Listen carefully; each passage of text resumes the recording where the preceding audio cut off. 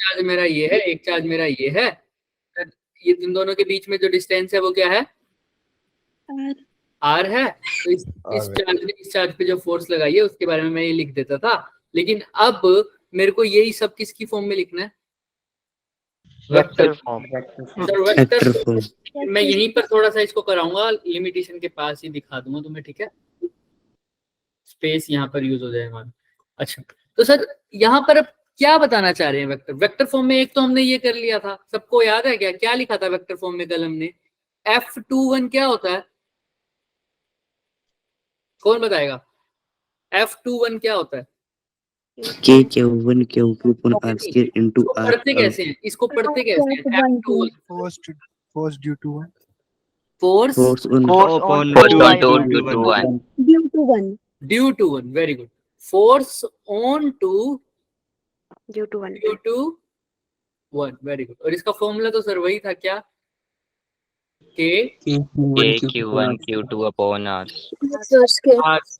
But जब मैं इसको वेक्टर की फॉर्म में लिखा था तो यहाँ पर आर वेक्टर लगा देता था और नीचे क्या आ जाता था, आर का वेरी गुड, आर क्यूब। याद है क्या सबको ये बात, Yes sir। जिसको याद है वो थम्स अप कर दो, जिसको याद नहीं है वो हैंड रेज करो फटाफट। आदित्य, चलो आदित्य स्टार्ट करते। आदित्य देखो क्या था भाई, के Q1 Q2 अपॉन में आर स्क्वायर था आदित्य, राइट, ये तो याद है ना। तो सर ये फॉर्मूला तो था सर, इतना तो मेरे को भी याद है, आदित्य कह रहा है कि सर के Q1 Q2 अपॉन में आर स्क्वायर। बट हमने यहाँ पर क्या बताया था कि सर ये तो इसका मैग्नीट्यूड हो गया, इसकी डायरेक्शन कौन सा वेक्टर बताता है बच्चे, उस वेक्टर का नाम जो डायरेक्शन बताता है, बोलो बोलो बोलो बोलो बोलो बोलो, जिसका मैग्नीट्यूड, वेरी गुड, उसको कैसे लिखते थे, आर कैप से, राइट है ना। फिर उसके बाद हमने क्या किया था, के तुम बताओ भाई, जो जिसको पता है वो बताओ, के Q1 Q2 कर दिया था अपॉन में आर स्क्वायर कर दिया था, वेक्टर को क्या लिखा था, इस यूनिट वेक्टर को R vector upon R का magnitude। Very good, R vector upon में magnitude of R magnitude of R, क्योंकि सर एक वेक्टर को लिखने का ये तरीका होता है, ये उसका मैग्नीट्यूड होता है और साथ में उसकी डायरेक्शन। यहाँ से आर कैप की वैल्यू निकाल दी जो कि आई आर वेक्टर अपॉन में मैग्नीट्यूड ऑफ आर। तो सीधा सर ये यही पुट कर दिया, सर ये भी मैग्नीट्यूड है, ये भी मैग्नीट्यूड है, ये स्क्वायर है, ये पावर 1 है, कितना हो जाएगा सीधा, आदित्य आदित्य बताएगा, आर का क्यूब और साथ में क्या आ गया, R vector. Done Aditya, yes sir. चलो के Q1 Q2 अपॉन में आर क्यूब। अब किसी भी चीज को लिखना हो, अब मैं ग्रेविटेशनल फोर्स को बोलूं, मैं कोई डायग्राम नहीं दे रहा, अब तुम्हें सिर्फ लिखना है, कैसे लिख दोगे, सीधा ही लिख दोगे ना, क्या लिखोगे, F is equal to G M1, बोलो बोलो साथ साथ, M2 upon R। M2 upon R square R cube लिख दूंगा R वेक्टर। ये हो गई ग्रेविटेशनल फोर्स। अब समझ जाओगे क्या, yes sir this is Coulomb's law in vector form. Done. आज से हम एक नया रूल है सर, हाँ बढ़िया, मैं यही बोलने वाला था, आज से नया रूल क्या है सर, जिसको समझ में आ जाएगा यस बोल दोगे तो बहुत अच्छी बात है, वरना क्या दे दो, जिसको एनर्जी सही कर बचानी है अपनी, थम्स अप, बढ़िया बढ़िया। चलो तो यहाँ तक हो गया। अब सर इतना तो कर दिया था, लेकिन एक चीज रह गई थी सर जो हमने बात करनी थी सर, इसी को हम किस में कन्वर्ट कर रहे थे, अब पोजीशन वेक्टर्स में, है ना। तो सर हमने एक डायग्राम बनाया, इस डायग्राम में क्या बता रखा है सर, पोजीशन वेक्टर कहाँ से लेते हैं हमेशा, फ्रॉम द ओरिजिन। अच्छा तुम लोग पढ़ के आए हो पोजीशन वेक्टर, मेरे को कौन बताएगा पोजीशन वेक्टर के बारे में, अभी कह रहे थे ना हम पढ़ के आए हैं, बताओ what do you mean by position vector, hand raise. Sir जो किसी पॉइंट की पोजीशन से बताते हैं। हाँ पोजीशन बताते हैं, बिल्कुल। और सौरभ कुछ बोलना चाहेंगे, Saurabh. The position of particle from the origin। Very good, from the origin, इसने एक और पॉइंट ऐड कर दिया। सरिता। सर ये किसी भी ऑब्जेक्ट की पोजीशन बताता है। ऐसा बोल दो किसी एक, ठीक है ये भी ठीक है। हाँ विवेक। पार्टिकल सर पोजीशन बताता है कि वो ओरिजिन से कितना दूर है। हाँ very good. तो सबको अब ये क्लियर है पोजीशन वेक्टर क्या होता है, राइट? Yes sir. चल ठीक है Yes. सर। अब अगर ये मैं Q1 के लिए पोजीशन वेक्टर ड्रॉ करूं तो वो किसकी पोजीशन बताएगा भाई?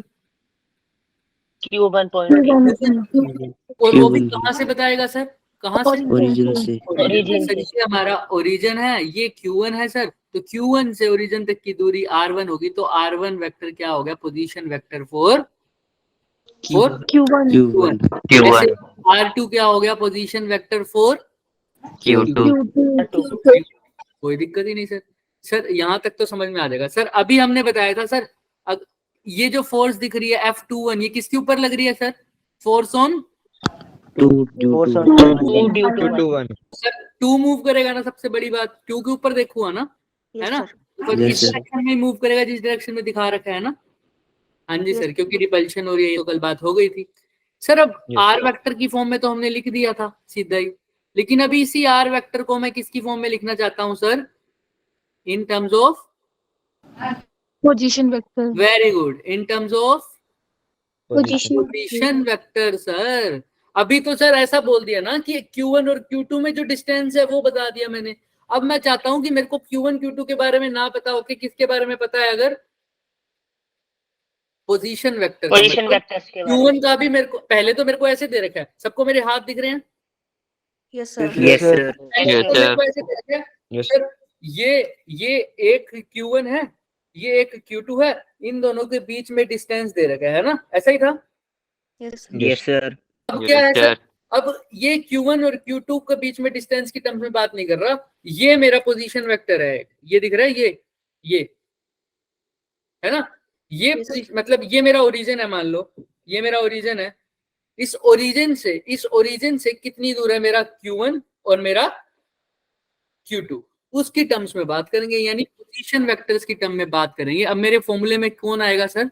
आर वेक्टर की जगह R1 R2 R1 और R2। Very good. चलो टाइम ना वेस्ट करते हुए हम इसको थोड़ा सा बताते हैं सर। हमने बोला था वेक्टर पढ़ के आना, तो वेक्टर में ज्योमेट्रिकल कंस्ट्रक्शन पढ़ के आए हो? मतलब कि अगर मैं देखकर ही बताना चाहूं, बिना कुछ सोल्व करे मैं बताना चाहूं, मेरे पास 3 वेक्टर ड्रॉ किया गया है, तो तुम देख के ही बता सकते हो कि रिजल्टेंट वेक्टर कौन सा है, सिर्फ देख के। yes sir चलो मैं ड्रॉ करता हूं, मुझे बताना।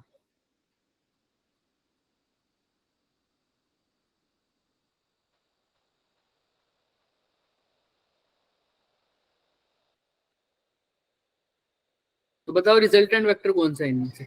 सर Sir, थर्ड जो वाला last में थर्ड बनाया। वाला 1 जो सबसे लास्ट में बनाया। 3 थर्ड सबसे थर्ड वाला, Sir, Number third three. वाला। थर्ड वाला पक्का? Number 3। Yes, sir. Yes, sir. sir. Yes sir. कैसे पता लगता है? वेरी गुड, कैसे पता लगता है सर? डायरेक्शन Sir, अपोजिट वो opposite opposite direction direction में में। एरो। Third, same direction में चले। अच्छा, मतलब अपोजिट डायरेक्शन में आ गया। मतलब अगर ऐसा होता तो सर इसके 2 sides सर सेम डायरेक्शन में चलिए। तो कौन सा होगा? just Number थर्ड थोड़ी देर होगा। आपकी Sir, आवाज third. स्क्रीन पोज होगी क्या? नहीं सर ठीक चल रही नो है। सर आपकी वॉइस कर रही No, है sir, ठीक चल रही है। जिसका हो रहा है ना पोज, शायद उनके एंड पे पीछे दिक्कत है, एक बार फटाफट रीजन कर लो, ठीक है? हाँ तो देखो 1 2 3, अब इसमें बताओ वो कौन सा वेक्टर है रिजल्टेंट वेक्टर? 3 थर्ड। Third. तो क्या तुम डायरेक्शन अपोजिट लेके चलते हो, वो बात भी ठीक लगती है। सबसे अच्छा तरीका भी क्या होता है सर, कि सर जिसका टेल से क्या मिले? Head. Tail Head. टेल में टेल से टेल एंड हेड से हेड। हेड। वो पोजीशन, वो क्या होता है? Resultant vector. तो इसमें देखो Resultant. ये मिल रही है हेड से हेड, तो थर्ड। ऐसे इसमें टेल से टेल मिल रही है हेड। तो मैं ऐसे लिख सकता हूँ, वेक्टर फॉर्म में जब लिखने की बारी आती है तो मैं ऐसे लिख सकता हूँ, third vector is equal to first vector plus 1 + 2। 2 vector. Vector लगाना बहुत जरूरी है यहाँ पे। तो अगर मैं 2 को लिखना चाहूँ तो थर्ड -1 लिख दूं क्या, ऐसे ही Yes, sir. Normal? Yes sir अब यहाँ पर देखो, वैसे लिख सकता हूँ वेक्टर्स को, लेकिन कैलकुलेट वेक्टर के तरीके से ही करना पड़ेगा। अब देखो यहाँ पर टेल से टेल और हेड से हेड किसका मिल रहा है, तुम खुद देखो। F21 और Q2। R2 का टेल से टेल मिल रहा है, हेड से हेड मिल रहा है, दिख रहा है ना सबको? yes sir yes sir.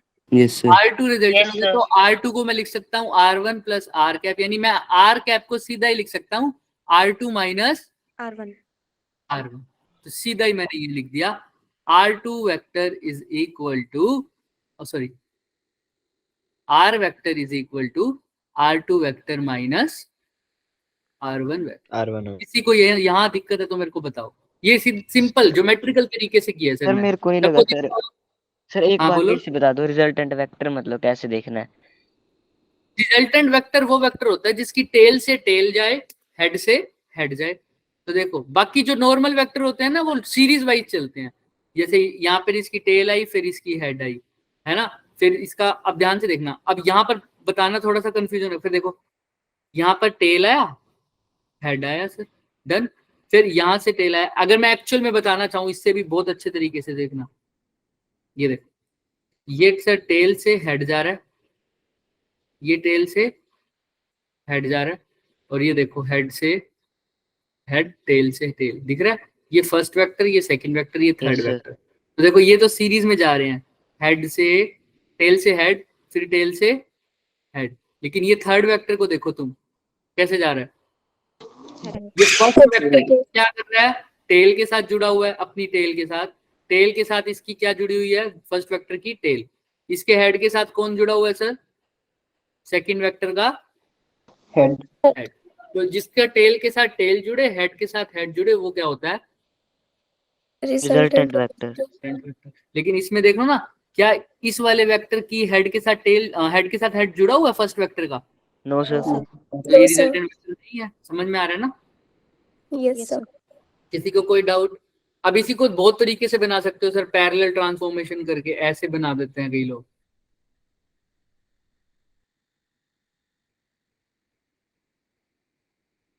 अब बता सकते हो? अब क्या हो गया सर इसको? सर ऊपर वाला वेक्टर। सोच के बोलोगे, सोच, है ना, ऊपर वाला मान लो। लेकिन एक्चुअल में भी देखो ना इसमें क्या किया है। मैं सारी चीजें बात तो नहीं करेंगे अभी इसमें वेक्टर्स की, पर कुछ कुछ देखेंगे। देखो अब यहाँ पर मैंने इस वेक्टर को क्या कर दिया सर, उल्टा कर दिया। तो अगर मैं इसके मैग्नीट्यूड की बात करूं तो ये माइनस हो जाएगा, है ना, पहले वाले से, राइट? ऐसा ही हो जाएगा ना?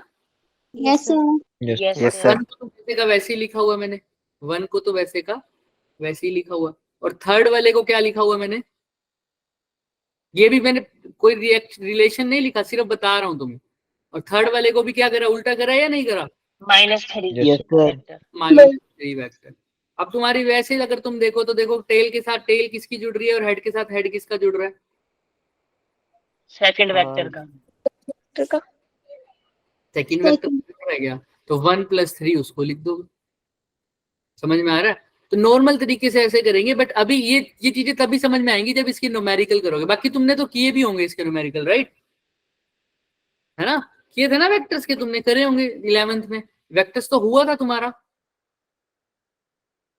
Yes sir. अच्छा तुमने आंसर लिख रखा है, straight line having one fix to the body and other attached to the moving body describe the, हाँ बिल्कुल बिल्कुल बिल्कुल बिल्कुल, हाँ, triangle law of factorization and parallelogram of factorization, बहुत बढ़िया। एक सेकंड बच्चे, बच्चे आए हैं ना आज? एक सेकंड,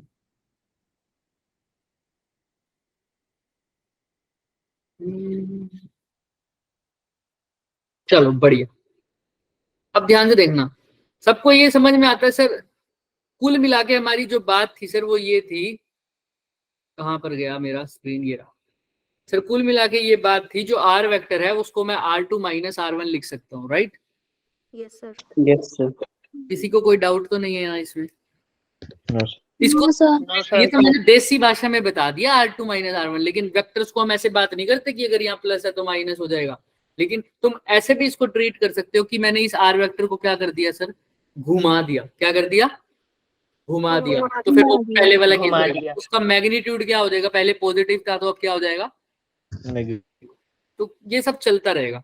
तो आर की जगह मैं अब हर जगह कहाँ क्या लिख दूं, सिर्फ R2 - R1। तो सर इस R1. ये जो आर हमारा जो फॉर्मूला बना था, फटाफट बताओ वेक्टर का क्या बना था, फोर्स का, F = K Q1 Q2 Q2 phone में upon सारे बोलो RQ. RQ. यही पता था। R. अब Yes, और sir. वेक्टर की जगह बस मैंने क्या लिख देना है बच्चे, R2 minus R1. R2 minus R2 R1 vector R2 minus R1. minus R1 vector. कोई दिक्कत क्या किसी को? No, sir. No, sir. Sir ये होता है हमारा Coulomb's law in vector form. अब वही देखो स्लाइड निकालने एक बार। क्या कह रहे हो? हाँ ये लो निकाल वो सर वाली दूसरी डन। सर आपने आर क्यूब की जगह नहीं लिखा R2 minus R1। नहीं आर क्यूब की जगह आर तो बच्चे क्या है, सिर्फ Magnitude है. मैग्नीट्यूड है। Distance मैग्नीट्यूड है। की बात कर रहा हूँ तो डायरेक्शन की क्यों बात करूंगा? मैं तो वेक्टर को चेंज किया है ना, सिर्फ वेक्टर्स की फॉर्म में। Coulomb's law sorry parallelogram vector addition का है ना, ट्रायंगल लॉ वेक्टर एडिशन का है, वेक्टर्स को चेंज करूंगा ना। आर वेक्टर की जगह ये कैसा वेक्टर था मेरा? Displacement vector. क्या वेक्टर था ये? जो किसके बीच की बात कर रहा था सर? आर Q1 और Q2 के बीच में। लेकिन अब ये कौन से वेक्टर्स है मेरे? वेरी गुड, कौन से vector? Position vector. Position vectors. तो मैंने बस आर कैप आर वेक्टर है ना, ये वाला आर वेक्टर, इसको इनकी टर्म्स में लिख दिया, R1 और R2 की टर्म्स में, जो कि ये आ रहा था। दिख रहा है बच्चे? Yes sir. हाँ तो बस ये गया। अब बहुत खास बात बच्चे, चाहे तुम ओरिजिन यहाँ से ले लो, ओरिजिन को यहाँ ले लो, ओरिजिन को यहाँ ले लो, आर कैप तो हमेशा यही आएगा ना, R2 minus R1, है ना? Yes sir. ऐसे ले लो, ओरिजिन कहीं भी ले लो, R2 और R1 चेंज होंगे लेकिन R तो सेम रहेगा ना। मतलब उसका जो आंसर आएगा वो R2 minus R1 ही आएगा ना, सिर्फ हमेशा ही R2 minus R1 वेक्टर। तो एक बहुत खास बात है, ये पढ़ो, R2 and R1 vector depend upon Origin Origin R vector does not. doesn't change. तुम्हें पता भी है सर, डिस्प्लेसमेंट वेक्टर सिर्फ इनिशियल और फाइनल पोजीशन है ना। तो ये सर ओरिजिन पर डिपेंड नहीं कर रहा, लेकिन जो R1 और R2, क्योंकि R1 और R2 तो है ही पोजीशन वेक्टर, और पोजीशन वेक्टर की तो डेफिनेशन में है कि वो कहां से स्टार्ट हो रहे हैं, Origin से। ओरिजिन पे डिपेंड करेंगे क्या? Yes, sir. बोलो हाँ करेंगे, लेकिन आर वेक्टर नहीं करेगा, क्योंकि आर वेक्टर तो किस पे डिपेंड कर रहा है? सिर्फ डिस्प्लेसमेंट पे, उन दोनों, है ना, मतलब उन दोनों के बीच में डिपेंड कर रहा है। तो वो तो हमेशा ही R2 minus R1 आएगा। समझ में आ रहा है? Yes sir. Yes Yes, sir. Yes sir. चलो बढ़िया। कहाँ तक हो गया? यहाँ तक किसी को डाउट? अब एनीवन? No sir. हमने बात की पहली बात तो सर ये थी कि ये किस पे एप्लीकेबल है? सिर्फ पॉइंट चार्ज एट रेस्ट, है ना। Coulomb's law applied in the case where the inverse square law is followed. तुमने देखा ही था, उसका फॉर्मूला क्या था बच्चे? F inversely proportional. Very good, ये लिखने की जरूरत ही नहीं पड़ी, F inversely proportional to R square. ये भी बात हो गई थी हमारी। अब यहाँ पर ये बात बहुत इंपॉर्टेंट है, ये पढ़ो। It is difficult to implement Coulomb's law where charges are in arbitrary shape, because in such cases we cannot determine the distance between the charges. समझ में आ रहा है क्या? सपोज करो Yes, ये sir. शेप है, दिख रहा है? अब इस पूरी Yes, शेप sir. में क्या है सर? चार्जेस की शेप अगर मैं बता दूं, अगर इसको भी छोड़ दो, चार्जेस की बात कर लूं, चार्जेस अभी तो मैंने स्फेरिकल पॉइंट चार्जेस लिए थे ना। अगर यस चार्जेस सर। चेंज हो जाए या कोई एक ऐसी बॉडी हो जिसके ऊपर चार्ज डिस्ट्रीब्यूट है, वो तो हम फिर भी कर लेंगे, लेकिन एक चार्जेस की शेप ही फर्क हो जाए तो अभी तो तुम सेंटर टू सेंटर का डिस्टेंस ले लेते थे ना, यस सर। तुम्हें पता था, लेकिन इसकी शेप ही चेंज हो जाए तो क्या डिस्टेंस निकालने में दिक्कत नहीं होगी? Yes sir. बॉडी अब यूनिफॉर्म नहीं रही, क्या यूनिफॉर्म रही उसकी बॉडी? No, sir. है ना? No sir. लेकिन यही जब आर्बिट्री एक शेप है जिसके ऊपर पूरे का पूरा चार्ज कंसंट्रेटेड है, उसके लिए हम निकाल पाते हैं फील्ड और फोर्स। कैसे निकालेंगे वो हम आगे बात करें। अच्छा, एक होमवर्क भी दिया था मैंने, ये रेस्ट वाली बात है ना, ये रह गई थी शायद कल डिस्कस करनी। बताओ रेस्ट पर क्यों एप्लीकेबल है सिर्फ? क्योंकि sir small size point charges होते हैं, उनका स्मॉल साइज होता है। वेरी गुड, पॉइंट चार्जेस होते हैं तो स्मॉल चार्ज होते हैं। अगर तो इनके ऊपर सपोज करो, हमने तो डिफरेंट मेथड पढ़े हैं ना, इंडक्शन कंडक्शन। अगर चार्ज को पास में ले आऊं तो इंडक्शन होने लग जाता है। तो सर एक तो इनका साइज बहुत स्मॉल है, तो इतना ज्यादा उनपे इंडक्शन का फर्क नहीं पड़ता। लेकिन चार्जेस की अगर मैं बहुत बड़े बड़े चार्जेस ले लूं, क्या ले लूं, बड़े बड़े चार्जेस ले लूं, तो जो एक चार्ज है वो दूसरे को इफेक्ट करने लग जाएगा ना, यस सर। तो उसकी वजह से फोर्स में मेरे को डिफरेंस मिल जाएगा। दूसरी बात क्या हो रहा है, अब चार्जेस बड़े बड़े हो रहे हैं, तो एक चार्जेस तो अभी पॉइंट चार्जेस को तो मैं हल्का फुल्का स्फेरिकल माना था, जब बड़े चार्जेस हो जाएंगे तो उनकी लेंथ डायमेंशंस भी बीच में आ जाएंगी। क्या आ जाएंगी, डायमेंशन। अब तुमने डायमेंशन कूलम लॉ में कहीं पर भी तुमने डायमेंशन, लेंथ, वॉल्यूम, एरिया की बात देखी है कहीं पर भी? No, sir.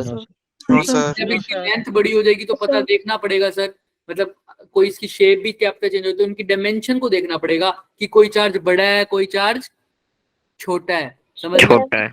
छोटा इन द सेंस, बड़ा छोटा इन द सेंस इनकी डायमेंशन की बात कर रहा हूं मैं। तो डायमेंशन की वजह से भी किसके ऊपर डिपेंड, फोर्स के ऊपर क्या आएगा, अफेक्ट आएगा। तो उस केस में हमारी फोर्स की वैल्यू चेंज हो जाएगी, तो वो ढंग से हम कैलकुलेट नहीं कर पाएंगे with the help of Coulomb's law. Coulomb's law है। जब चार्ज पॉइंट चार्जेस हो तभी वैलिड है, लेकिन कब वो भी कैसे हो, एट रेस्ट।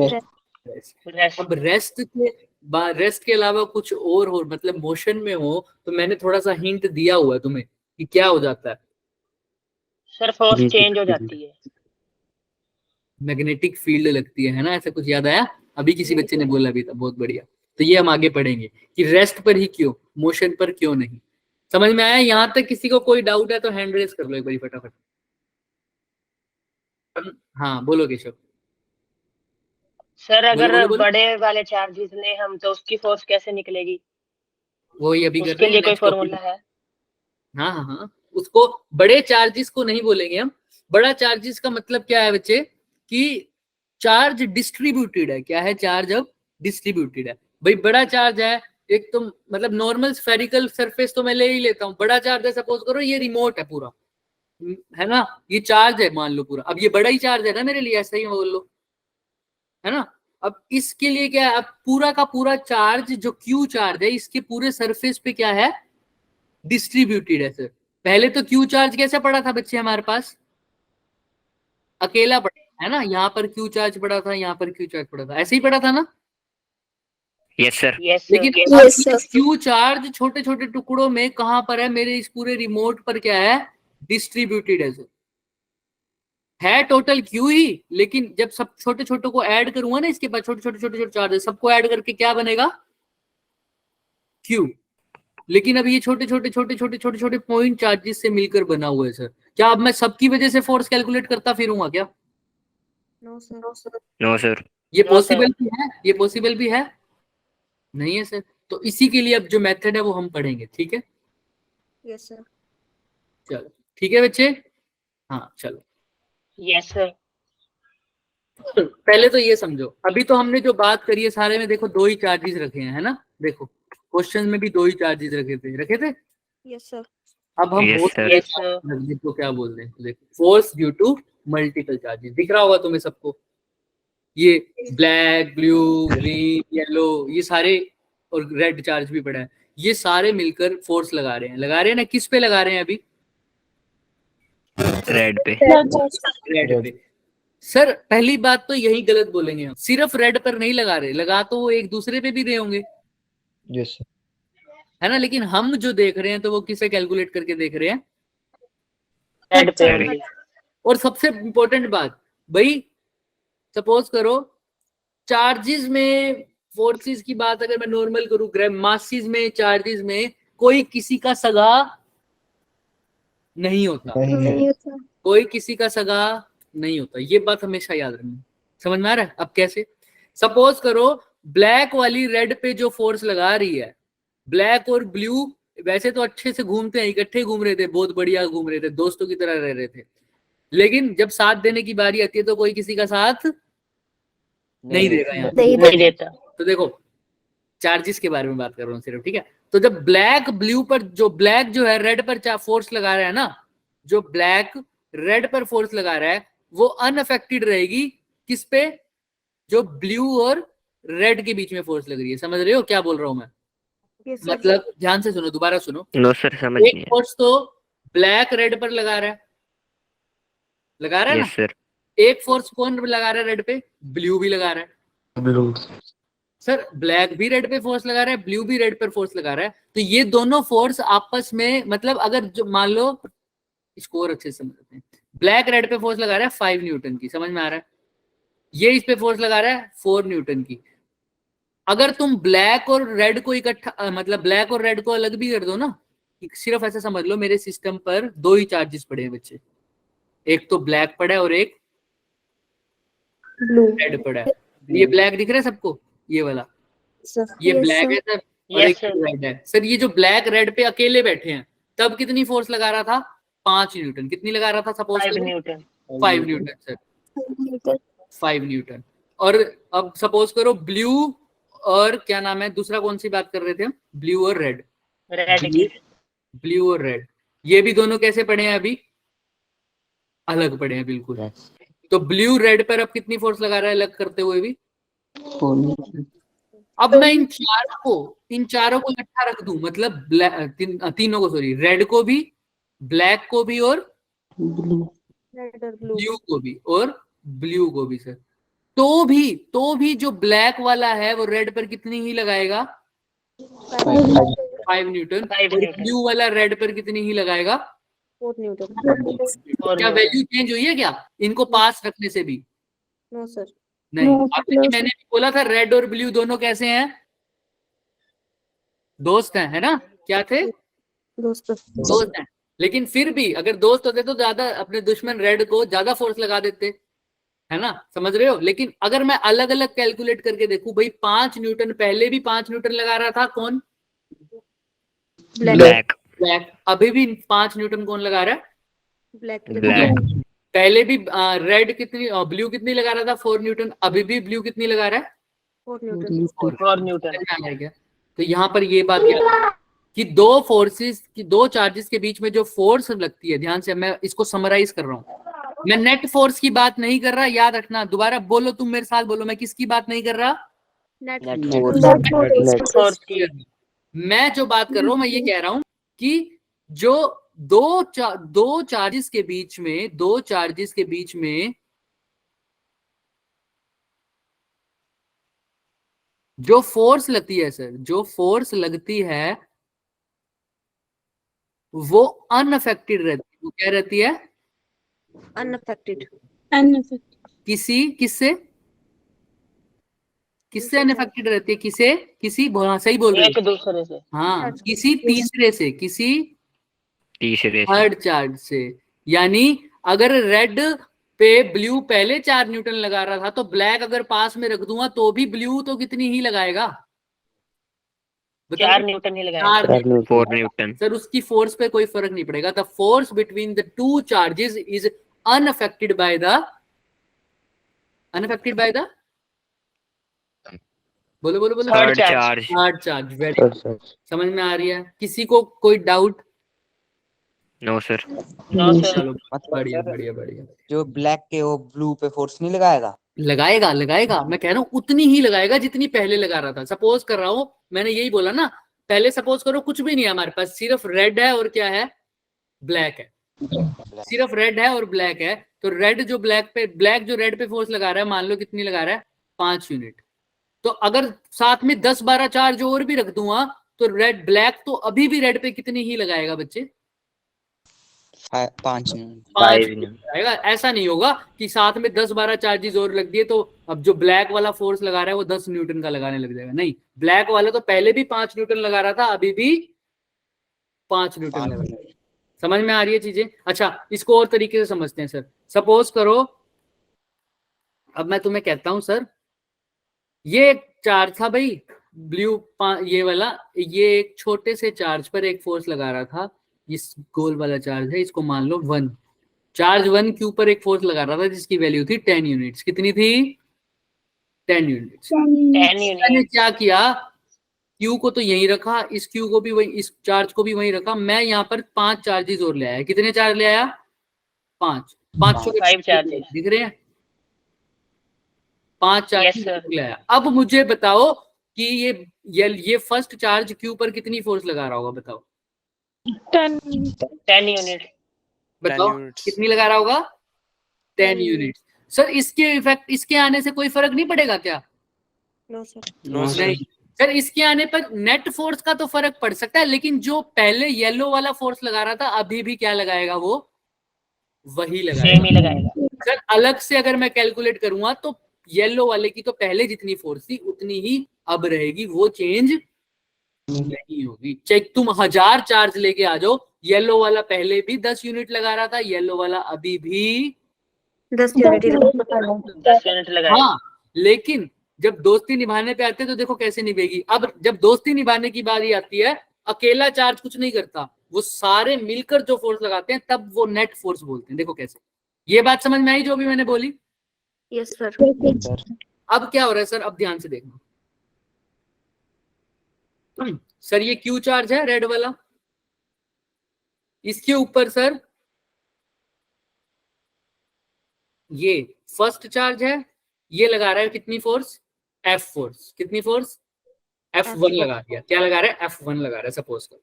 ठीक है सर, अगर मैंने यहाँ पर दूसरा चार्ज रख दिया तो क्या ये चेंज हो जाएगी क्या वैल्यू? नो नहीं। सर। No sir. लेकिन सर टू भी तो क्यू पर कोई ना कोई फोर्स लगाएगा ना। Yes sir. Yes sir. Yes sir. F2। F2 क्या बता दी, F2 राइट, समझ में आ रहा है? Yes sir. अब मैंने यहाँ पर तीसरा चार्ज रख दिया, क्या F1 और F2 की वैल्यू चेंज होगी? No sir. लेकिन ये थर्ड भी तो कोई ना कोई फोर्स F3 लगाएगा। और जैसे कल केशव ने बात की थी सर, ये जो फोर्स लगेगी ये सारी की सारी line joining the two charges लगेगी। कैसे लगेगी sir? Line joining two line joining the two charges. तो देखो मैंने जिस लाइन पे फर्स्ट बनाया उसी लाइन पर F1 लगी है, जिस लाइन पे सेकंड चार्ज बनाया उसी लाइन पर F2 लगी है, जिस लाइन पर थर्ड चार्ज बनाया उसी लाइन पर क्या लगेगी, F3। Third force. अब मैं यहाँ पर चौथा चार्ज और रख दूं तो क्या F1 F2 F3 चेंज हो जाएंगे क्या? No sir. एक और फोर्स लग जाएगी, उसका नाम क्या होगा, फोर। फोर।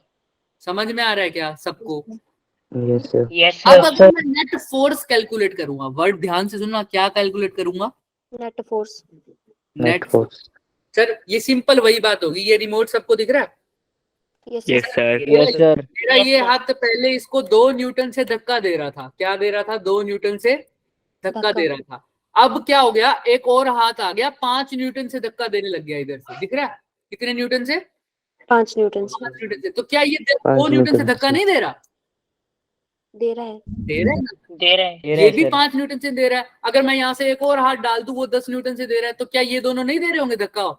दे रहे हैं सर। दे रहे हैं। ये अभी भी 2 न्यूटन से दे रहा है, ये अभी भी 5 न्यूटन से दे रहा है, ये अभी भी 10 न्यूटन से दे रहा है। बस जो रिमोट पे फोर्स लग रही है वो फोर्स ज्यादा अमाउंट में लग रही है। अब यहाँ से भी लग रही है, यहाँ से भी लग रही है और यहाँ से भी लग रही है। समझ में आ रहा है? तो इनकी वैल्यू चेंज नहीं हो रही, लेकिन किसकी वैल्यू चेंज हो रही है, net yes sir. Net force. तो नेट फोर्स कैसे कैलकुलेट करता हूं तुम्हें पता ही है सर। अगर ये 2 न्यूटन लगा रहा था, इसने यहाँ से 5 न्यूटन लगा दी, तो नेट फोर्स कितनी होगी, कितनी होगी? 3 न्यूटन। हाँ 3 न्यूटन। और कौन सी डायरेक्शन में होगी, लेफ्ट साइड। -x। इसमें या इसमें? ये 5 है, ये 2 है, तो किसमें होगी बताओ? 5 न्यूटन जिस तरफ को लग रहा था। इस साइड 5 लग रही है। Very good. हाँ मृदुल कुछ पूछ रहा था, मृदुल है क्या नाम, या मितुल था? गलती से हो गया था सर। चल ठीक है ठीक है, तो समझ में आ रहा है। तो सर जब तुमने ये बात करी तो तुमने डायरेक्शन भी ली ना साथ में? Yes sir. सीधा ऐसे तो नहीं किया सर ये 2 है और ये 5 है, 7 बोल दिया सीधा? किसी ने नहीं बोला 7, सबने 3 बोला आंसर, क्योंकि किसको साथ में लिया तुमने, डायरेक्शन को। डायरेक्शन। तो वेक्टर्स को साथ में इंक्लूड करते, तो जो नेट फोर्स आएगी वो सम तो होगा, किसका सम होगा सर, F1 का, F2 का, F का और F4 का। लेकिन ये सारा कैसा सम होगा, इन वेक्टर। किसका सम होगा सर, वेक्टर सम होगा। इसमें ऐसा नहीं कर दूंगा कि चारों को ऐड कर दूंगा, चारों को ऐड करूंगा लेकिन वेक्टोरियली ऐड करूंगा। अगर सब चारों की डायरेक्शन सेम हुई तो सीधा ऐड कर दूंगा। मान लो चारों में से 2 की डायरेक्शन सेम हुई, 2 की डायरेक्शन अपोजिट हुई, तो इन दोनों को ऐड करके आपस में क्या कर दूंगा, सब्ट्रैक्शन। सपोज करो जो फोर्स लग रही है उसमें 3 की डायरेक्शन तो सेम है, फर्स्ट सेकंड थर्ड, और चौथे की डायरेक्शन ये है, तो बताओ नेट फोर्स कैसे निकालोगे? तीन 1 प्लस 2 प्लस ऐड करेंगे बाद माइनस कर देंगे। 3 प्लस तो माइनस देखो 4 सब्ट्रैक्ट करेंगे। तो यहाँ पर तुमने डायरेक्शन लिया ना बच्चे, तो इस सम को बोलते हैं वेक्टर सम। क्या बोलते हैं? Vector sum. तो फोर्स किसी एक चार्ज पर अगर निकालनी है तो वेक्टर सम होगा सभी चार्जेस की वजह से जो फोर्स लग रही है। F1 लग रही है ड्यू टू चार्ज 1, F2 लग रही है ड्यू टू चार्ज 2, F3 लग रही है ड्यू टू चार्ज 3, F4 लग रही है ड्यू टू चार्ज 4। ऐसे ऐसे n चार्जेस ले लो, इन सबको ऐड कर दो। लेकिन वो ऐड कैसे करना है? वेक्टर सम में। यानी फैक्टोरियली ऐड करना है। तो पढ़ो इसको। According to the superposition principle, according to the superposition principle, the total force on a given charge, आगे तुम पढ़ो, is the vector sum sum of vector sum. Sir vector sum समझ में आ रहा है क्या? जैसे अब ये देखो, अब ये Yes, बीच वाला sir. चार्ज है। अब देखो ये लास्ट लाइन देखो, अनदर इंपॉर्टेंट लाइन सुन रही है? The force between two charges remains unaffected unaffected. Due to the presence of third charge. ये बात अब समझाने की जरूरत है क्या? No sir. No sir. तो सर Q1 Q पर फोर्स लगा रहा है इस डायरेक्शन में, F1 Q2 Q पर लगा रहा है इस डायरेक्शन में, Q इस डायरेक्शन में, Qn लगा रहा है इस डायरेक्शन में। तो सबको ऐड करूंगा, लेकिन ऐड करूंगा वेक्टोरियली। डन। चलो, कूलम लॉ और सुपरपोजिशन से सारी इलेक्ट्रोस्टैटिक खत्म हो सकती है हमारी, लेकिन कैसे होगी वो बताऊंगा। ठीक है, अब ये बात मैं सबसे पहले बता चुका हूं, कूलम लॉ और ग्रेविटेशन लॉ लगभग लगभग सेम जैसे दिखते हैं, लेकिन इंटरेक्टिंग पार्टिकल्स डिफरेंट है। उसमें कौन किसकी बात करते हैं? ग्रेविटेशन में हम मासेस की। यहाँ पर किसकी बात करेंगे? चार्ज। बढ़िया, ठीक है। ये क्वेश्चन अभी नेट करेंगे, फोर्स इससे वाला पहले बता दो फिर से कौन सा बैटरी, कौन सा? सर। नेट फोर्स वाला और वेक्टर सम सर कुछ समझ ही नहीं आया यहाँ से। कहाँ से समझ नहीं आया? किसी को भी नहीं आया क्या? सर बहुत अच्छा समझा है। चलो कोई बात नहीं। देखो देखो, यहाँ पर क्या है? नेट फोर्स है बच्चे। नेट फोर्स क्या होता है कि कोई फोर्स किसी जो हमारी जो नेट फोर्स लग रही है बॉडी पर, 4-5 चार्जेस पड़े हैं, उन 4-5 चार्जेस की वजह से मेरी एक बॉडी पर अगर मैं फोर्स देख रहा हूं तो कितना लगेगा? तुम फॉर एग्जांपल मैं ऐसे ले लेता हूं, सर भाई ये मेरे पास एक ब्लॉक है, ऐसे समझो भाई, अगर ये फोर्स लगा रहा है 2 न्यूटन की बच्चे, ये लगा रहा है 3 न्यूटन की, तो बताओ नेट फोर्स कितनी होगी? बताओ कितनी होगी? 1 न्यूटन। सिंपल सी बात है। तो इसी को बोलते हैं नेट फोर्स निकालना। क्या बोलते हैं इसको? नेट फोर्स निकालना। तुमने क्या सीधा ऐड कर दिया बच्चे? इसको बताओ। Yes sir. 3 और 2 ऐड करके तो 5 आना चाहिए था, लेकिन आंसर तो 1 आया। सीधा ऐड तो नहीं किया ना? बताओ बताओ अखिल, सीधा ऐड किया तुमने इसको? यस सर, सीधा ही कर दिया। सीधा ऐड कर दिया तुमने। 3 + 2 किया, यस सर। 5 आना चाहिए था, लेकिन नेट फोर्स तो क्या आया? 1 न्यूटन आया। तो सीधा ऐड तो नहीं किया सर। इनकी क्या देखी है तुमने पहले? डायरेक्शन। डायरेक्शन देखी है। 3 न्यूटन सर इस साइड लग रहा था, इधर धक्का दे रहा था, 2 न्यूटन इधर धक्का दे रहा था। तो ज्यादा फोर्स कौन सी साइड है? 3 न्यूटन। तो नेट फोर्स कितनी हो जाएगी? 3 - 2 यानी 1 न्यूटन। तो तुमने डायरेक्शन को देख के इनको ऐड या सब्ट्रैक्ट किया है, इसी को बोलते हैं वेक्टर सम। क्या बोलते हैं बच्चे? वेक्टर। जब किसी की डायरेक्शन को देखकर ऐड करोगे या सब्ट्रैक्ट करोगे, उस चीज को बोलते हैं वेक्टर। समझ में आ रहा है? और सर अगर डायरेक्शन दोनों की सेम होती फिर तो सीधा ऐड कर देते हैं। दोनों की डायरेक्शन सेम है। वेक्टर्स पढ़े थे ना हमने 11th में, तुमने 2 और 3। जब देखो डायरेक्शन सेम है तो सीधा ऐड कर दिया। डायरेक्शन अपोजिट है तो सब्ट्रैक्ट करना पड़ता है। अगर कोई एंगल हो जाए, एक 5 न्यूटन इधर लगती है, 3 न्यूटन इधर लगती है, बीच में एंगल थीटा है ना, तो फिर फॉर्मूला लगाते थे R = A² + B² + 2AB, बोलो, cos थीटा। ये किसका फॉर्मूला होता था? किसका फॉर्मूला होता था ये? रिजल्टेंट। तो ऐसे निकालते थे। तो अब वेक्टर्स के लॉ को यूज करके हम ऐड सब्ट्रैक्ट सोल्व करेंगे आंसर। तो उस सम को बोलते हैं वेक्टर सम। समझ में आ रहा है? Yes sir. हाँ, तो ऐसे ही चार्जेस में था।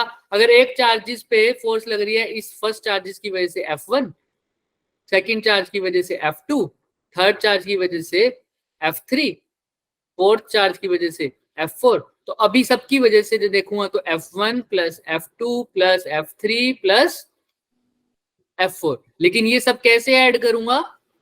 Vector sum, vector sum. Vector तो सम। साथ में क्या देख के ऐड करूंगा इनकी? Direction, sir direction. सबकी डायरेक्शन सेम तो ऐड, सबकी डायरेक्शन अपोजिट तो सब्ट्रैक्ट, कुछ की सेम तो उनको ऐड करके जिनकी सेम नहीं है उसमें से क्या कर दूंगा? सब्ट्रैक्ट कर दूंगा। माइनस। अगर कोई एंगल होगा तो एंगल का भी फॉर्मूला पता है, रिजल्टेंट वाला, राइट? Yes sir. चलो यस सर। ठीक है, अब क्वेश्चन करते हैं। अभी ये क्वेश्चन तो बहुत आसान है, इसको तो बहुत आसानी से कर लेंगे, पहले ये वाला क्वेश्चन करो। अभी जो वेक्टर है ना, ताजा ताजा थोड़ा सा पड़ा है, तो वो क्लियर हो जाएगा इससे।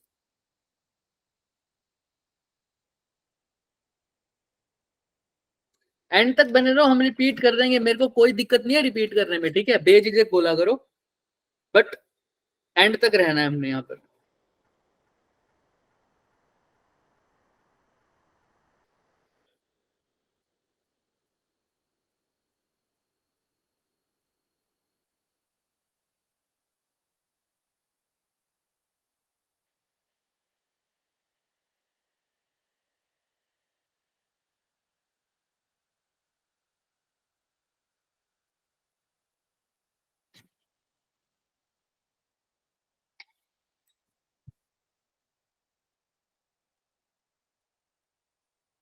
हाँ, प्रोटॉन्स, आयंस,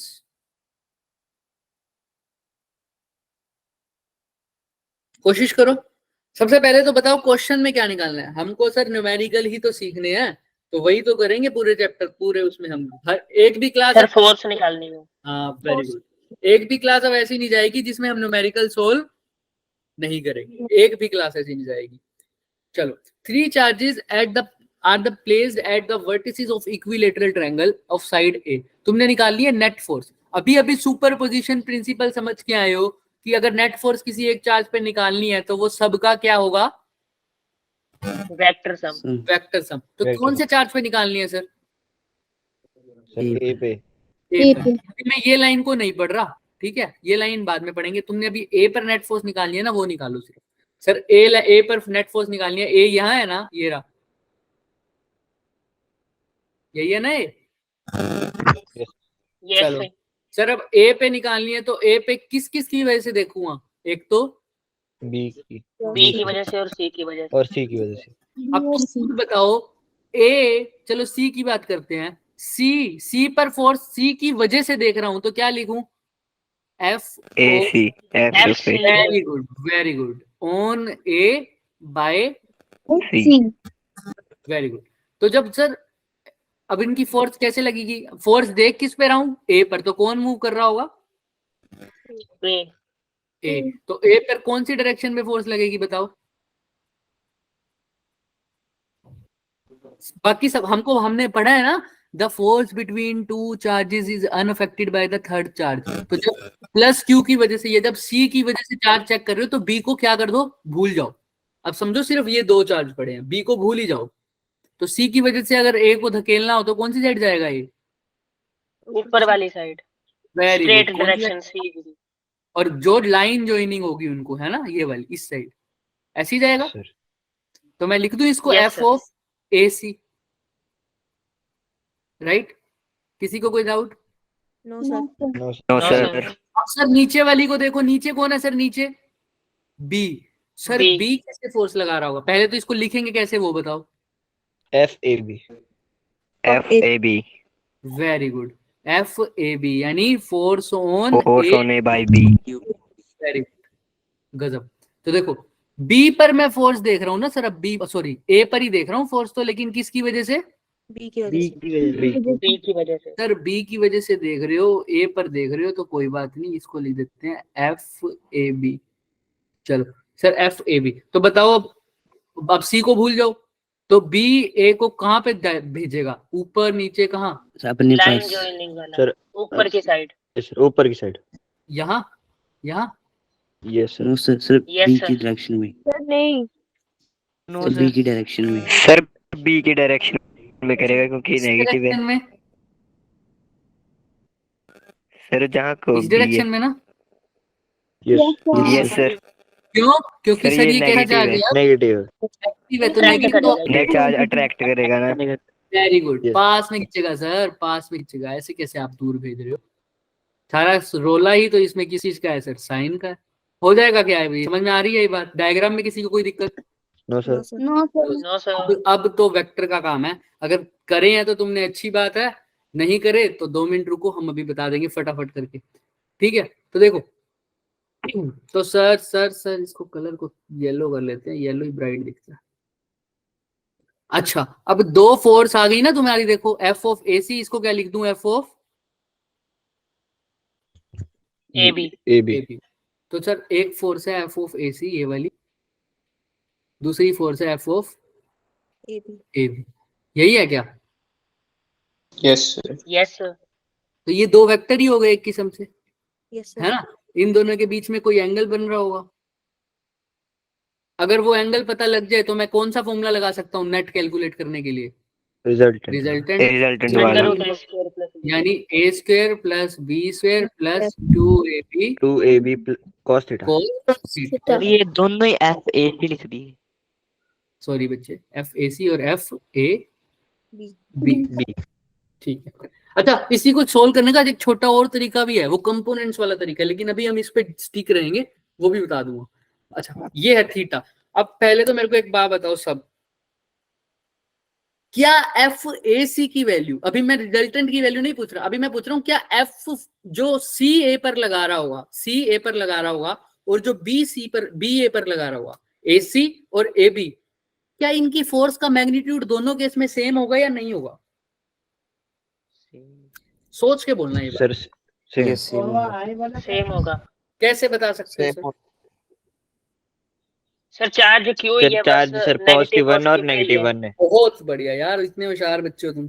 क्या क्या कैसे बताओगे सर? फोर्स का फॉर्मूला तो क्या होता है? K Q upon R square.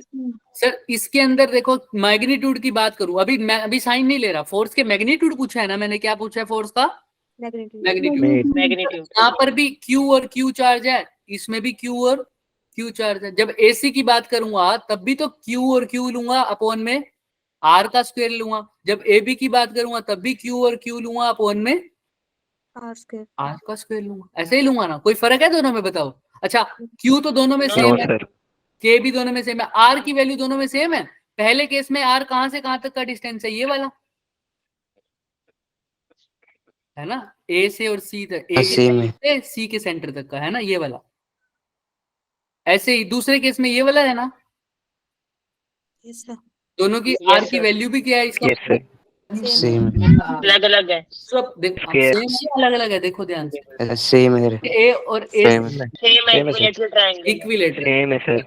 हाँ, तो मतलब जो फोर्स एफ लगा रहा होगा, एफ सी पर, सी ए पर लगा रहा होगा, वही फोर्स बी ए पर B लगा A रहा पर होगा। लगा रहा है। बस फर्क इतना है कि सी रिपेल कर रहा है और ए और बी B सर अट्रैक्ट कर रहा है। तो सीधा मैं F A C A be in सबको आसान बनाने के लिए सीधा वैसे लिख दूं क्या सर? इसको भी एफ बोल दिया, इसको भी क्या बोल दिया? एफ, क्योंकि वैल्यू तो F. दोनों की क्या है? सेम। इक्वल। अब इनके बीच में एंगल क्या है? Theta.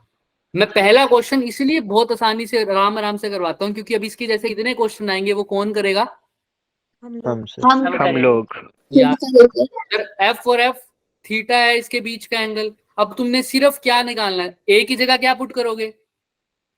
F. Sir charge with F का स्क्वायर। बी की जगह Yes. भी एफ पुट F करेंगे। एफ का स्क्वायर। 2 ए की जगह फिर एफ और एफ का स्क्वायर बन जाएगा, है ना? बस तुमने किसकी वैल्यू निकालनी है? थीटा की वैल्यू। थीटा। थीटा की। खुद निकालो, जेई वाले बच्चे हो। थीटा निकाल के बताओ मुझे भाई। Sir 120। Very good. Equilateral triangle है तो सर ये 60 है, ये 60 है, ये भी 60। है। इसको थोड़ा सा लंबा खींच दो पीछे की तरफ। खींच दिया क्या? है ना? खींच दें क्या? यस। इसको हम किसी और कलर से क्यों नहीं दिखाते हैं? हमारे पास रेड कलर है जब। इसको पीछे कर दिया सर, लंबा खींच दिया इसको भी। तो ये 60 है तो ये कितना होगा? 80 माइनस 180 ये वाला 60 60। 60 60 होगा। ये पूरा कितना होगा, ये पूरा लीनियर पेयर 180 ये 60 था, तो ये अंदर वाला कितना रह गया 120 120। तो थीटा की वैल्यू कितनी है 120। 120। जिसको यहाँ तक दिक्कत हो पहले तो वो पूछे, और जिसको यहाँ क्लियर है वो कोस थीटा की जगह क्या लिख दे, कोस 120। और कोस 120 क्या होता है, -1/2। बस वैल्यू पुट करो और आंसर बताओ एफ की फॉर्म में पहले मुझे। और जिसको यहाँ तक कोई भी दिक्कत है ना, जो जिसको नहीं दिक्कत वो सोल्व करो, जिसको दिक्कत है वो मेरे से पूछो, बेझिझक होके पूछो, लेकिन टिके रह के पूछना। मीटिंग से डर के भागना नहीं है मीटिंग में। अरे आंसर भी देने लग गए तुम तो, बढ़िया। सर एफ ही आएगा रिजल्टेंट। बताओ बताओ, मुझे तो नहीं पता, तुम बताओ क्या आएगा सर। एफ आएगा पक्का, यस सर। सबका आ रहा है एफ, बोलो बोलो। चलो Yes, बस sir. फिर कर दो वैल्यू पुट। चलो चेक करते हैं, जिसको नहीं आया वो देखो। सर एफ की जगह तो एफ स्क्वायर और एफ स्क्वायर कितना होता है 2f square 2f square, plus में 2f स्क्वायर तो था ही, साथ में कोस 120 अभी किसी बच्चे ने बोला है माइनस 1/2। 2 से 2 कट गया क्या, तो 2f स्क्वायर में से एक f स्क्वायर माइनस करूंगा तो क्या आएगा F f square। स्क्वायर का अंडर रूट क्या होता है f। तो नेट कितना हो जाएगा f, और f की वैल्यू तो निकाल ही रखी है क्या, निकाली नहीं थी अभी, यही थी के क्यू स्क्वायर अपॉन सर एक बार फिर से बता दोगे, कॉल आ हाँ गई। सब बताएंगे सब बताएंगे सब बताएंगे। तो f की वैल्यू तो निकाल ही रखी थी, क्या है के क्यू स्क्वायर अपॉन में R square। R square. तो r की जगह बस साइड की वैल्यू कितनी दे रखी है ए स्क्वायर। ए स्क्वायर का फॉर्मूला आंसर आ जाएगा के क्यू स्क्वायर अपॉन में ए स्क्वायर, और उसकी साइड कौन सी साइड होगी, देखो एक वेक्टर ये वाला है, एक वेक्टर ये वाला है, तो रिजल्टेंट कहीं बीच में आएगा ना इनके यहाँ आसपास। अगर Yes। मैग्नीट्यूड बिल्कुल सेम है तो बिल्कुल बीच में आएगा, ऐसा ही आएगा। Yes sir. इस साइड Yes। आंसर आ जाएगा लेफ्ट साइड की तरफ, के क्यू स्क्वायर अपॉन में ए स्क्वायर। ये आंसर आना चाहिए था लेकिन आएगा नहीं। आंसर सही है बिल्कुल, अभी बताऊंगा क्यों, लेकिन जिसको समझ नहीं आया वो एक बार पढ़ लो, समझो। हाँ बताओ बच्चे, कहाँ से समझ नहीं आया तुम्हें, जो पूछ रहा था ना बता दो। सारा रिपीट करूँ क्या फटाफट, बोलो, आवाज आ रही है मेरी। yes yes sir sir. Yes sir। सारा रिपीट हमें करने आ के लिए रही कह है। रहे थे, देख लो कोई बात नहीं, शर्माया मत करो, कोई बात नहीं। देखो एसी है सर, ध्यान से देखना। अब सर मैं किसके ऊपर, अब जो बच्चा मेरे से प्रॉब्लम पूछ रहा था ना वो बात करेगा तो ज्यादा समझ में आएगा। किसके ऊपर फोर्स निकालनी है बच्चे, सर आगे से बताओ, जहाँ पे r is equal to A square plus B square 2ab cos 120 से आगे। यहाँ से बच्चे कोस 120 होता है -1/2, क्योंकि कोस 120 को लिख सकता हूँ ना कोस 180 माइनस। सर एक बार स्टार्टिंग से बता दो, मेरी लैपटॉप। चलो देखो कोई बात नहीं, देखो क्या हो रहा है सब सुन लो। फिर मैंने कौन से पे फोर्स निकालनी है, फोर्स ऑन ए पे। ए पर। तो ए पर फोर्स कौन कौन लगाएगा सर, बी सी बी। और b और c। ए पर फोर्स अगर सी लगाएगा पहली बात, तो सी और ए पे, अब मैंने को पता है सर दो चार्जेस के बीच में फोर्स लग रही है तो तीसरा की कोई चक्कर नहीं है, तीसरे वाले भूल जाओ क्योंकि चार्जेस किसी के सगे नहीं होते, तो तीसरे को भूल जाओ सर। क्यू और ए, सर क्यू और मतलब सी और ए पे बात करूं तो दोनों का नेचर सेम है, तो सी ए को कहाँ धकेलेगा सर, ऊपर की तरफ। तो मैंने यही दिखा दिया, एफ ए सी यहाँ लगेगी ऊपर की तरफ, दिख रही है बच्चे। यस।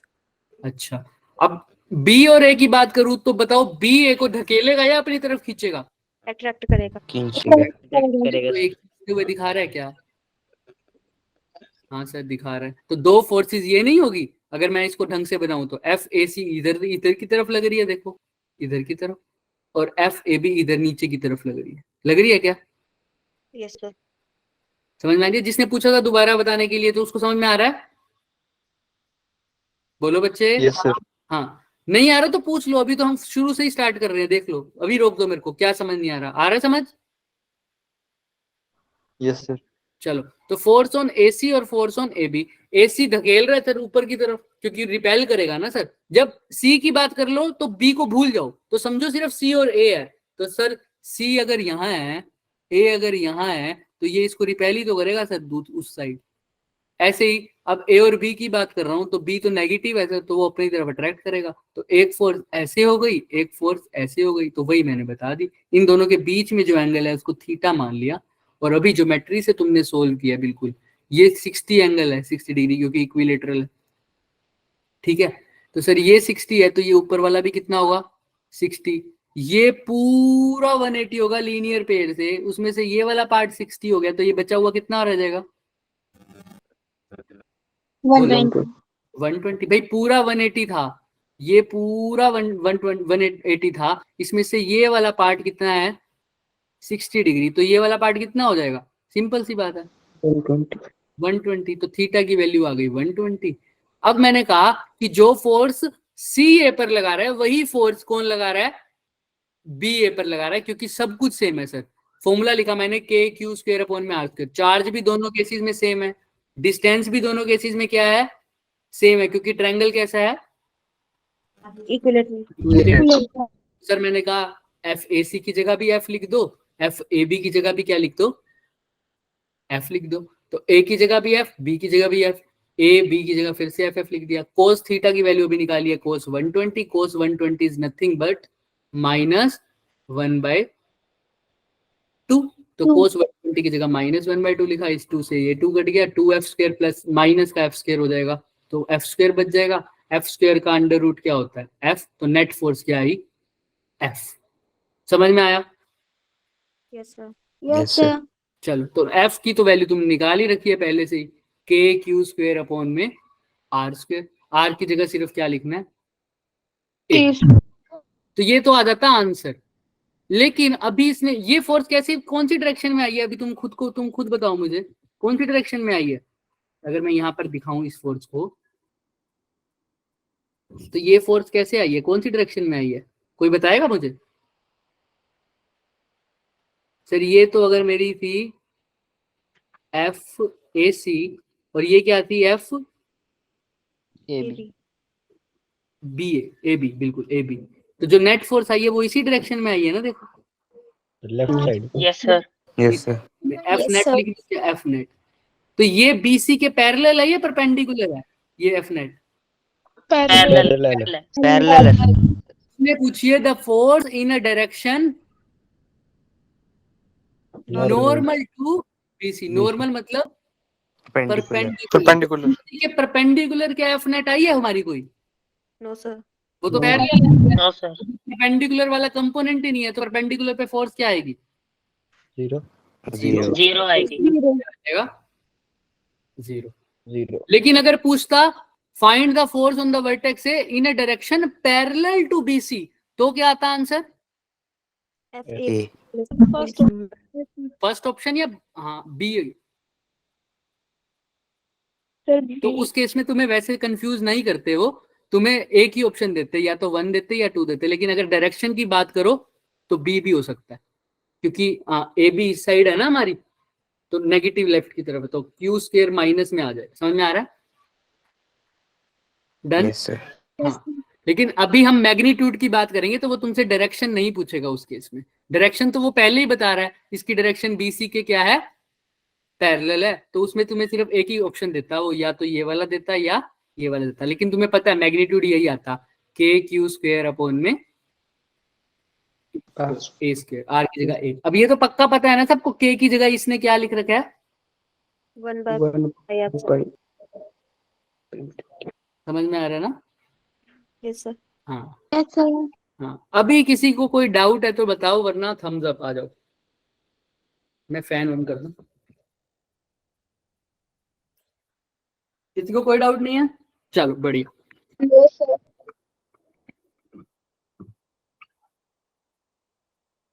अरे टाइम हो गया हमारा, बढ़िया, आज तो बहुत कम काम हुआ है हमारा, है ना? चलो कोई बात नहीं। ये क्वेश्चन है, एक बारी फटाफट ट्राई करो, ये तो ये पूरा करवाने वाला था, एक क्वेश्चन में रह गया हम आज तो। वैसे तो हमने एक सुपरपोजिशन खत्म कर लिया, वेक्टर फॉर्म भी खत्म कर लिया, लिमिटेशन ऑफ कूलम लॉ भी खत्म कर लिया, पर मैं चाहता था न्यूमेरिकल ज्यादा हो। चलो इस क्वेश्चन का ना फटाफट मैं तुम्हें आइडिया दे देता हूँ, फिर हम छोड़ते हैं तुम्हें, 2 मिनट में छोड़ रहा हूँ। सर क्वेश्चन पूरा नहीं दिख रहा। क्या नहीं दिख रहा? सर क्वेश्चन पूरा नहीं दिख रहा। बच्चे दिख net दिख रहा है एकदम। अब देखो अब Zero देखो किया ना सर। सर अब हाँ। दिख रहा है। चलो ठीक है। तो देखो एक चार्ज प्लेस्ड है at the opposite corner of the square, तो स्क्वायर बना दूं क्या सबसे पहले? Yes sir. Yes sir. 1 2 3 4 ये चार साइड से चार बट कोने हो गए इसके। चार्ज क्यू को प्लेस किया है each of the opposite corner, तो अगर मैं मान लो यहाँ पर क्यू को प्लेस कर रहा हूँ तो दूसरा कहाँ प्लेस करूंगा? Diagonally. यहाँ डायगोनली। यहाँ ना। Yes sir. यस चलो सर। और बाकी दो पे जगह पर क्या प्लेस कर दिया? Minus Q. Minus Q sir. Sir minus Q place कर दो sir, minus Q and minus Q. अब वो क्या कह रहा है, अगर नेट इलेक्ट्रिक फोर्स क्यू पर 0 है, किसी भी क्यू को पकड़ लो, कौन से इस क्यू को पकड़ लेता हूँ, इस क्यू पर जो नेट इलेक्ट्रिक फोर्स है वो क्या है? क्या है? जीरो। जीरो। जीरो है। तो बताओ Q बाई क्यू की वैल्यू। पहली बात तो क्वेश्चन देखते ही डर लग जाता है, लेकिन डरना मना है ना? तो देखो ध्यान से सर, सबसे पहली बात तो जो क्वेश्चन वाला बोल रहा है ना उसको सोचने की कोशिश करो, क्या ये जो बंदा बात कह रहा है ये जच भी रही है मेरे को या नहीं जच रही। अगर वो पॉसिबल ही नहीं है तो आंसर देखने की जरूरत ही नहीं है, वहां पे 0 मिल जाएगा आंसर, मतलब 0 या नॉट पॉसिबल लिख देना। लिख भी सकते हो पक्का, उस क्वेश्चन आते हैं ऐसे जहां पर नॉट पॉसिबल आंसर आता है। इसका आंसर ऑप्शन है। हाँ बिल्कुल ठीक है। तो देखो अभी हम बात करेंगे कि कैसे करेंगे इसको। सर क्यू के ऊपर चार्ज देख रहे हैं ना, क्यू पर, तो क्यू के ऊपर नेट फोर्स 0 हो भी सकती है या नहीं हो सकती, पहले तो ये चेक करते हैं। सर ये क्यू है, इस अब अगर सुपर पोजिशन से देखूं तो इस क्यू पर अगर नेट फोर्स निकालनी है तो कौन कौन लगाएगा बताना मुझे। एक तो ये लगाएगा, माइनस एक ये, क्यू, बड़ा क्यू और माइनस क्यू। ये तीनों लगाएंगे ना यस सर। सर? Yes, जब sir. माइनस क्यू लगा रहा होगा सर तो कौन सी डायरेक्शन में लगाएगा पहले तो मुझे बताओ। जब इस माइनस क्यू की बात करूंगा तो किसको भूल जाऊंगा?